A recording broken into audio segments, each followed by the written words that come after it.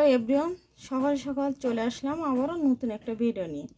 আমার ভিডিওটা আজকে হবে এই যে আমাদের আবহাওয়াটা চেঞ্জ হচ্ছে, বাচ্চারা হঠাৎ কিন্তু অসুস্থ হয়ে যায়, সর্দি কাশির প্রভাব দেখা দেয়, তাদের জন্য একটা ভিডিও।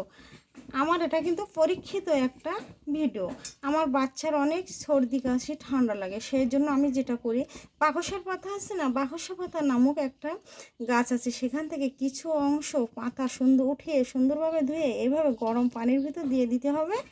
তার ভিতরে দিতে হবে কয়েক টুকরা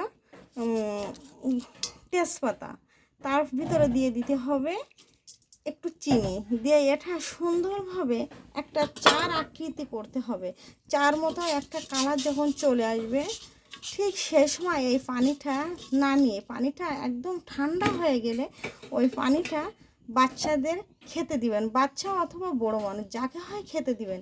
খেয়ে দেখবেন কতটা ফলাফল পাওয়া যায়। এটা আমার বাচ্চাকে দিয়ে আমার একটা পরীক্ষিত আমল। তো আমার ভিডিওটা ভালো লাগলে এখানে রেখে দেব। আল্লাহ হাফেজ।